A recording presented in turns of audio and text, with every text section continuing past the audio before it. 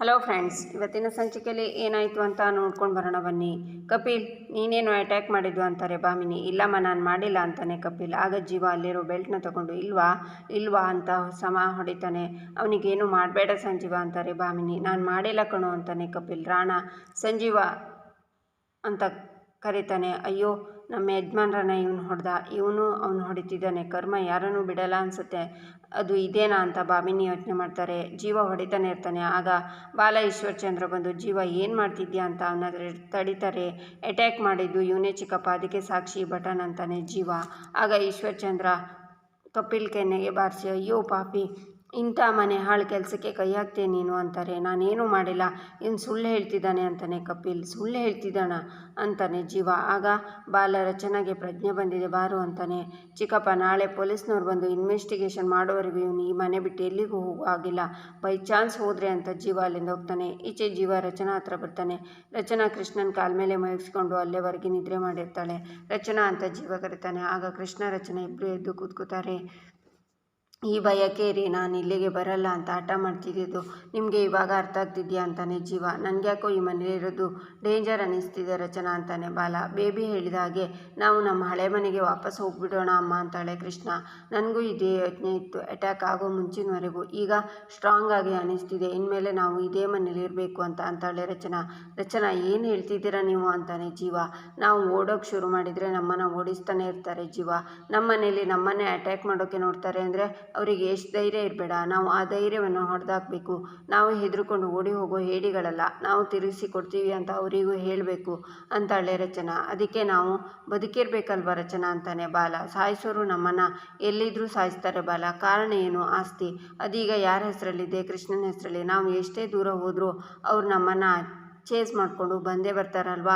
ಮೊದಲು ಹೋಗಿ police complaint ಕೊಡಿ, ಇದ್ರ ಹಿಂದೆ ಯಾರಿದ್ದಾರೆ ಅಂತಲೂ ಗೊತ್ತಾಗುತ್ತೆ, ಆಮೇಲೆ ಮುಂದೆ ಏನು ಮಾಡ್ಬೋದು ಅನ್ನೋದನ್ನು ಪ್ಲ್ಯಾನ್ ಮಾಡ್ಬೋದು ಅಂತಾಳೆ ರಚನಾ. ಅಟ್ಯಾಕ್ ಆದ ಕೋಪದಲ್ಲಿ ನೀವು ಏನೇನೋ ಮಾತಾಡ್ತಿದ್ದೀರಾ ಅನ್ನಿಸ್ತಿದೆ, ನೀವೀಗ ರೆಸ್ಟ್ ಮಾಡಿ, ಈ ವಿಷಯದ ಬಗ್ಗೆ ನಾಳೆ ಮಾತಾಡೋಣ ಅಂತ ಜೀವ ರಚನಾನ ಮಲಗಿಸಿ ಬಾಲನ ಜೊತೆ ರೂಮಿಂದ ಹೊರಗೆ ಹೋಗ್ತಾನೆ. ಬೆಳಿಗ್ಗೆ ಮನೆಗೆ ಪೊಲೀಸರು ಬರ್ತಾರೆ. ರಚನಾ ಮೇಡಮ್ ಮೇಲೆ ಅಟ್ಯಾಕ್ ಆದಾಗ ಮನೆಯಲ್ಲಿ ಕರೆಂಟ್ ಇರಲಿಲ್ಲ ಅಂತಾರೆ ಇನ್ಸ್ಪೆಕ್ಟರ್.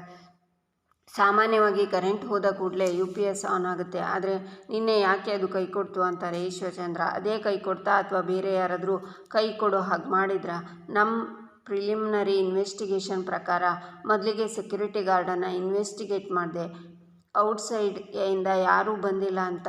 ದಟ್ಸ್ ಮೀನ್ಸ್ ಯಾರೋ ಕಳ್ಳತನದಿಂದ ಕಾಂಪೌಂಡ್ನ ಜಂಪ್ ಮಾಡಿ ಬಂದಿದ್ದಾರೆ. ವಿಚಿತ್ರ ಏನು ಅಂದರೆ ಆ ಸಮಯದಲ್ಲಿ ಮೇನ್ ಡೋರ್ ಓಪನ್ ಆಗೇ ಇತ್ತು, ಅಷ್ಟೊತ್ತಲ್ಲಿ ಮನೆ ಡೋರ್ನ ಓಪನ್ ಮಾಡಿ ಯಾರು ಹೊರಗೆ ಹೋಗಿದ್ರು ಅಂತಾರೆ ಇನ್ಸ್ಪೆಕ್ಟರ್. ಸಾಮಾನ್ಯವಾಗಿ ನಮ್ಮನೆ ಬಾಗಿಲು ಓಪನ್ನೇ ಇರುತ್ತೆ, ಬಿಸ್ನೆಸ್ ಫ್ಯಾಮಿಲಿ ಅಲ್ವಾ, ಮೀಟಿಂಗು ಅದು ಇದು ಅಂತ ಮುಗಿಸ್ಕೊಂಡು ಯಾರು ಯಾವಾಗ ಬರ್ತಾರೋ ಗೊತ್ತಿಲ್ಲ, ಹಾಗಾಗಿ ಅಂತಾರೆ ಭಾಮಿನಿ. ಸೆಕ್ಯೂರಿಟಿ ಇರ್ತಾನೆ, ಭಯ ಇಲ್ಲ ಅನ್ನೋ ನಂಬಿಕೆ ಇತ್ತು, ಇನ್ಮೇಲೆ ಎಚ್ಚರಿಕೆಯಿಂದ ಇರ್ತೀವಿ ಅಂತಾರೆ ಕನಕಾಂಬರಿ. ನಿನ್ನೆ ರಾತ್ರಿ ಅಟ್ಯಾಕ್ ಆದ ಟೈಮಲ್ಲಿ ಮನೆಯಲ್ಲಿದ್ದ 5 ಜನ ಇರಲಿಲ್ಲ ಅಂತ ಕಂಪ್ಲೇಂಟ್ನಲ್ಲಿದೆ. ರಾಣಾ, ಕಪಿಲ್, ಕನಕಾಂಬರಿ, ಭಾಮಿನಿ ಇಷ್ಟು ಜನ ಈ ಕಡೆ ಬಂದು ನಿಂತ್ಕೊಳ್ಳಿ. ಮಿಸ್ಟರ್ ಸಂಜೀವ, ಇದರಲ್ಲಿ ನಿಮಗೆ ಯಾರ ಮೇಲೆ ಡೌಟ್ ಇದೆ ಅಂತಾರೆ ಇನ್ಸ್ಪೆಕ್ಟರ್. ಸರ್, ಇವರೆಲ್ಲ ನಮ್ಮ ಫ್ಯಾಮಿಲಿ, ಇವ್ರ್ಯಾಕೆ ನಮ್ಮ ಮೇಲೆ ಅಟ್ಯಾಕ್ ಮಾಡ್ತಾರೆ ಅಂತಾನೆ ಜೀವ. ಆಸ್ತಿಗೋಸ್ಕರ ಮರ್ಡರ್ಗಳು ಹೆಚ್ಚಾಗಿ ನಡೀತಿದೆ, ಫ್ಯಾಮಿಲಿ ಒಳಗಡೆನೆ ದಿನ ನೋಡಲ್ವಾ ನೀವು ಪೇಪರಲ್ಲಿ, ನ್ಯೂಸಲ್ಲಿ ಅಂತಾರೆ ಇನ್ಸ್ಪೆಕ್ಟರ್. ಆದರೆ ನಮ್ಮ ಮನೇಲಿ ಆ ಥರದ ಮೆಂಟಾಲಿಟಿಯವರು ಯಾರೂ ಇಲ್ಲ ಅಂತಾನೆ ಜೀವ. ಗಂಟ್ಲು ಒಳಗಡೆ ಚಾಕು ಇಳಿಯುವವರೆಗೂ ಪ್ರತಿಯೊಬ್ಬರು ಹೀಗೆ ಮಾತಾಡ್ತಿರ್ತಾರೆ ಅಂತ ಇನ್ಸ್ಪೆಕ್ಟರ್ ರಾಣಾ ಹತ್ರ ಬಂದು, ನಿನ್ನೆ ರಾತ್ರಿ ನೀವು ಅಟ್ಯಾಕ್ ಆದ ಸಮಯದಲ್ಲಿ ಎಲ್ಲಿದ್ರಿ ಅಂತಾರೆ. ನಿನ್ನೆ ರಾತ್ರಿ ನಾನು ನನ್ನ ತಮ್ಮ ಒಂದು ಪಾರ್ಟಿನ ಅಟೆಂಡ್ ಮಾಡಬೇಕು ಅಂತ ಹೋಗಿದ್ವಿ ಕಪ್ಪು ಅಂತಾನೆ ರಾಣಾ. ಇದು ರೆಸಾರ್ಟ್ದು CCTV ಫುಟೇಜ್ ಅಂತ ಕಪಿಲ್ ಮೊಬೈಲ್ನಲ್ಲಿರೋ ಫೋಟೋನ ತೋರಿಸ್ತಾನೆ. ಪರವಾಗಿಲ್ವೇ, CCTV ಫುಟೇಜ್ ಎಲ್ಲ ಮೊಬೈಲ್ನಲ್ಲೇ ಇಟ್ಕೊಂಡಿದ್ದೀರಾ, ಅಲ್ಲಿಗೆ ಪೊಲೀಸ್ನವ್ರು ಬರ್ತಾರೆ, ನಿಮ್ಮನ್ನು ಎನ್ಕ್ವೈರಿ ಮಾಡ್ತಾರೆ ಅಂತ ನಿಮಗೆ ಮೊದಲೇ ಗೊತ್ತಿತ್ತು ಅನಿಸುತ್ತೆ ಅಂತಾರೆ ಇನ್ಸ್ಪೆಕ್ಟರ್. ಬೆಳಿಗ್ಗೆ ಸಂಜೀವ ಕಂಪ್ಲೇಂಟ್ ಕೊಡ್ತೀನಿ ಅಂತ ಹೇಳಿದ ಮೇಲೆ ನಾವು ಎಲ್ಲಿ ಹೋಗಿದ್ವಿ ಅಂತ ಪ್ರೂಫ್ ಬೇಕಲ್ವಾ, ಅದಕ್ಕೋಸ್ಕರ ಬೆಳಿಗ್ಗೆ ಈ ಫುಟೇಜ್ನ ತರಿಸಿದೆ ಅಂತಾನೆ ರಾಣಾ. ಕನಕಾಂಬರಿ ಹತ್ರ ನೀವು ಎಲ್ಲಿದ್ರಿ ಅಷ್ಟೊತ್ತಲ್ಲಿ ಅಂತಾರೆ ಇನ್ಸ್ಪೆಕ್ಟರ್. ಪಕ್ಕದ ಶ್ರೀನಿವಾಸನ ದೇವಸ್ಥಾನದಲ್ಲಿ ಹರಿಕತೆ ಓದಿಸ್ತಾ ಇದ್ರು, ಅದಕ್ಕೆ ನಾನು ಭಾಮಿನಿ ಹೋಗಿದ್ವಿ ಅಂತಾರೆ ಕನಕಾಂಬರಿ.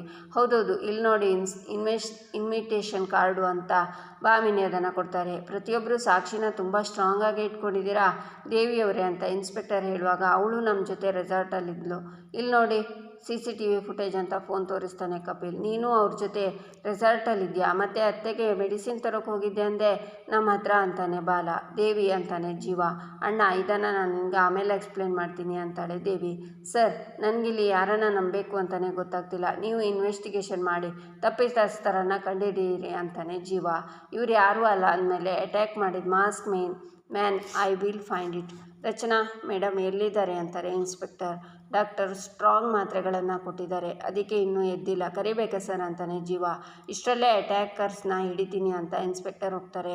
ಎಲ್ಲರೂ ಅಲ್ಲಿಂದ ಹೋಗ್ತಾರೆ. ಆಗ ಬಾಲ, ಜೀವ, ಸಾಕ್ಷಿಗಳನ್ನು ಎಲ್ಲರೂ ಕೈಯಲ್ಲೇ ಹಿಡ್ಕೊಂಡು ಓಡಾಡ್ತಿದ್ದಾರೆ ಅಂದರೆ ಆ ಬ್ಲ್ಯಾಕ್ ಶೀಪ್ ಇಬ್ಬರಲ್ಲೇ ಯಾರೋ ಒಬ್ಬರು ಅಂತ ನನಗೆ ಅನುಮಾನ.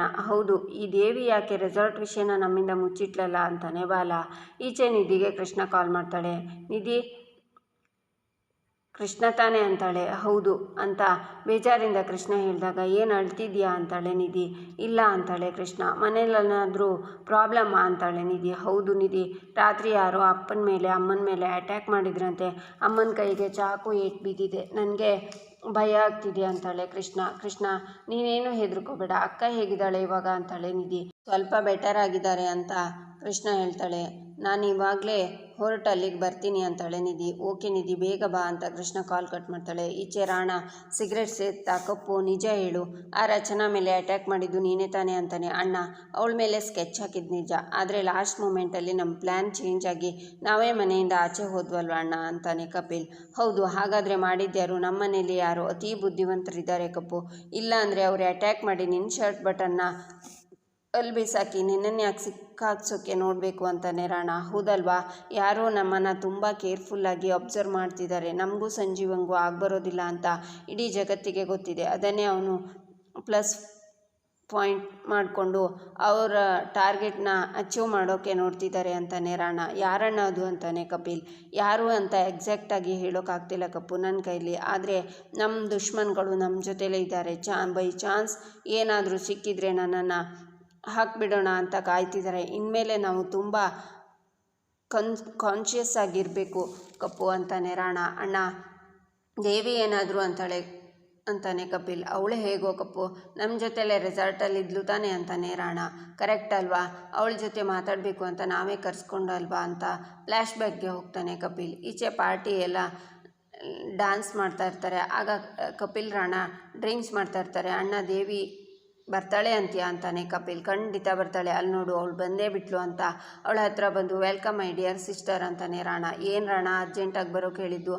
ಅದು ಇಂಥ ಜಾಗಕ್ಕೆ ಅಂತಾಳೆ ದೇವಿ. ನಾನು ಸ್ಟ್ರೈಟಾಗಿ ಮೇನ್ ಪಾಯಿಂಟ್ಗೆ ಬಂದುಬಿಡ್ತೀನಿ, ಗಾರ್ಡಿಯನ್ ರೈಟ್ಸ್ನ ನನಗೆ ಬರೆದುಕೊಡು ಅಂತ ರಚನಾಗೆ ಹೇಳಿ ನೀನು ಕನ್ವಿನ್ಸ್ ಮಾಡು ಅಂತಾನೆ ರಾಣ. ಇಲ್ಲಾಂದರೆ ರಚನಾನ ಸಾಯಿಸಿ ಅಣ್ಣ ಆ ಹಕ್ಕನ್ನು ಕಿತ್ಕೋತಾನೆ ಅಂತಾನೆ ಕಪಿಲ್. ಮಾತೆತ್ತಿದ್ರೆ ಕಿತ್ಕೊಳ್ಳೋದು ಕೊಲ್ಲೋದು, ಬೇರೆದು ಬರೋದೇ ಇಲ್ವಾ ನಿಮ್ಮ ತಲೆಗೆ ಅಂತಾಳೆ ದೇವಿ. ನಾವು ಹಾಗೇನೆ ಸಂಜೀವನ ಹತ್ರ ಮಾತಾಡಿ ರೈಟ್ಸ್ನ ನಿಮಗೆ ಬರೋ ಹಾಗೆ ಮಾಡು, ಇಲ್ಲ ಅಂದರೆ ಮುಂದೇನಾಗುತ್ತೆ ಅದಕ್ಕೆ ನಾವು ರೆಸ್ಪಾನ್ಸಿಬಲ್ ಅಲ್ಲ ಅಂತಾನೆ ರಾಣ. ನಿಮಗಿಂತ ದುಶ್ಮನ್ಗಳು ಎಷ್ಟೋ ಬೆಟರ್, ಅಟ್ಲೀಸ್ಟ್ ಅವ್ರ ಹತ್ರ ನಿಯತ್ತನ್ನೋದಾದರೂ ಇರುತ್ತೆ ಅಂತಾಳೆ ದೇವಿ. ಕುಯ್ಬೇಡ ನೀನು ಅಂತಾನೆ ಕಪಿಲ್. ನೋಡಿ ದೊಡ್ಡಪ್ಪ, ಇಷ್ಟಪಟ್ಟ ಮನೆನ ಕಟ್ಟೋಕೆ ಅವ್ರು ಬಂದಿದ್ದಾರೆ, ಅದರಿಂದ ಮನೆಗೆ ಒಳ್ಳೆಯದಷ್ಟೇ ಆಗುತ್ತೆ, ನನಗೂ ಒಳ್ಳೆಯದಾಗುತ್ತೆ ಅಂತಾಳೆ ದೇವಿ. ಏನು ಮಾತಾಡ್ತಿದ್ಯಾ, 1000 ಕೋಟಿ ಆಸ್ತಿ ಅಟ್ಲೀಸ್ಟ್ ಅರ್ಧ ಆದರೂ ಸಿಗೋದು ಬೇಡವಾ ಅಂತಾನೆ ರಾಣ. ಹಣಕ್ಕಿಂತ ಸಂಬಂಧ ಮುಖ್ಯ ಅಂತಾಳೆ ದೇವಿ. ನೋ ರೀಸನ್ಸ್, ನನಗೆ ಗಾರ್ಡಿಯನ್ ರೈಟ್ಸ್ ಬೇಕು, ಇಲ್ಲ ಆಗಲ್ಲ. ಫ್ಯಾಮಿಲಿ ಸಾಂಗ್ ಹಾಕ್ಕೊಂಡು ಒಬ್ರು ಕೈ ಹಿಡ್ಕೊಂಡು ಡ್ಯಾನ್ಸ್ ಮಾಡ್ತೀವಿ ಅನ್ನೋದಾದರೆ ಸಾಂಗ್ ಇರುತ್ತೆ, ಫ್ಯಾಮಿಲಿ ಇರೋದಿಲ್ಲ ಅಂತಾನೆ ರಾಣ. ಈಚೆ ಜೀವ ದೇವಿ ಅಂತ ಕರೀತಾನೆ. ಹ್ಞೂ ಅಂತ ಗಾಬರಿಯಿಂದ ನೋಡ್ತಾಳೆ ದೇವಿ. ನೀನು ರಾಣ ಮತ್ತು ಕಪಿಲ್ ಜೊತೆ ರೆಸಾರ್ಟಲ್ಲಿದ್ದ ವಿಷಯನ ನಮ್ಮಿಂದ ಯಾಕೆ ಮುಚ್ಚಿಟ್ಟೆ? ಅಮ್ಮನಿಗೆ ಮಾತ್ರೆ ತೊಗೊಂಡು ಬರೋಕೆ ಹೇಳಿದೆ ಅಂತ ಯಾಕೆ ಸುಳ್ಳು ಹೇಳಿದೆ ಅಂತಾನೆ ಜೀವ. ಅದು ಅಣ್ಣ ಅಂತಾಳೆ ದೇವಿ. ಈ ಮನೇಲಿ ಅತಿಯಾಗಿ ಯಾರನ್ನಾದರೂ ನಾನು ನಂಬ್ತೀನಿ ಅಂದರೆ ಅದು ನಿನ್ನ, ಅದನ್ನು ಸುಳ್ಳು ಮಾಡಬೇಡ ಅಂತಾನೆ ಜೀವ. ನಾನು ನಂಬಿಕೆ ದ್ರೋಹ ಮಾಡೋಳ ಥರ ಕಾಣಿಸ್ತಿದ್ದೀನ ನಿನಗೆ ಅಂತಾಳೆ ದೇವಿ. ಇಲ್ಲ ಕಣಮ್ಮ ಅಂತಾನೆ ಜೀವ. ರಾಣಗೂ ನಿಮಗೂ ಯಾವ ಇಶ್ಯೂಸು ಬರಬಾರ್ದು ಅಂತ ಇದನ್ನೆಲ್ಲ ಅವಾಯ್ಡ್ ಮಾಡಿದೆ ಅಷ್ಟೇ ಅಂತಾಳೆ ದೇವಿ. ಇದರಲ್ಲೂ ಇಶ್ಯೂಸ್ ಏನಿದೆ? 3 ಜನ ರೆಸಾರ್ಟಲ್ಲಿ ಪಾರ್ಟಿನಲ್ಲಿದ್ರಿ ಅಂದಿದ್ರೆ ನಾನು ಪ್ರಶ್ನೆನೇ ಮಾಡ್ತಿರ್ಲಿಲ್ಲ. ರಾಣಾ ಜೊತೆ ಗಲಾಟೆನೂ ಆಗ್ತಿರ್ಲಿಲ್ಲ. ಕಪಿಲ್ ಮೇಲೆ ನಾನು ಕೈ ಮಾಡ್ತಾನೂ ಇರಲಿಲ್ಲ ಅಂತಾನೆ ಜೀವ. ನಾನು ಹೇಳಬಾರ್ದು ಅಂತ ಅಂದ್ಕೊಂಡಿದ್ದ ಉದ್ದೇಶನೇ ಬೇರೆ, ಇಲ್ಲಾಗಿದ್ದೇ ಬೇರೆ. ಸರಿ ಬಿಡೋಣ, ಪೊಲೀಸ್ನವ್ರು ಹೇಗಿದ್ರು ಮಾಸ್ಕ್ ಮ್ಯಾನ್ನ ಕಂಡುಹಿಡಿತಾರಲ್ಲ. ನೀನು ಹೋಗಿ ಅತ್ತಿಗೆ ನೋಡ್ಕೊ, ಎದ್ರೆ ಹೇಳು, ಕಾಫಿ ತಿಂಡಿ ಕೊಟ್ಟು ಕಳಿಸ್ತೀನಿ ಅಂತಾಳೆ ದೇವಿ. ನಮ್ಮ ಮೇಲೆ ಅಟ್ಯಾಕ್ ಆಗುವಾಗ ನೀನು ರಾಣಾ ಕಪಿಲ್ ರೆಸಾರ್ಟಲ್ಲಿದ್ರಿ. ಆದರೆ ರೂಮಲ್ಲಿ ಕಪಿಲ್ ಶರ್ಟ್ ಬಟನ್ ಹೇಗೆ ಸಿಕ್ತು ಅಂತಾನೆ ಜೀವ. ಹೌದಲ್ವಾ, ಟೆನ್ಷನಲ್ಲಿ ಆ ವಿಷಯನ ನಾನು ಮರ್ತೇ ಬಿಟ್ಟಿದ್ದೆ ನೋಡು. ಅಲ್ಲಿಗೆ ಅಟ್ಯಾಕರ್ಸ್ಗೆ ನಮ್ಮ ಬಗ್ಗೆ ಚೆನ್ನಾಗಿ ಗೊತ್ತಿದೆ. ದಟ್ ಮೀನ್ಸ್ ಯಾರೋ ತುಂಬ ಹತ್ತಿರದವರೇ ನಮ್ಮ ಬಗ್ಗೆ ಪಿನ್ ಟು ಪಿನ್ ಗೊತ್ತಿರೋರೇ ಈ ಕೆಲಸಕ್ಕೆ ಕೈ ಹಾಕಿದ್ದಾರೆ. ಅಟ್ಯಾಕ್ ನಿಮ್ಮ ಮೇಲೆ, ಆದರೆ ಆರೋಪ ರಾಣಾ ಕಪಿಲ್ ಮೇಲೆ. ತುಂಬ ಬ್ರಿಲಿಯಂಟ್ ಆಗಿರೋ ಯಾರೋ ಆಟ ಆಡಿಸ್ತಿದ್ದಾರಣ್ಣ ಅಂತಾಳೆ ದೇವಿ. ಯಾರವರು?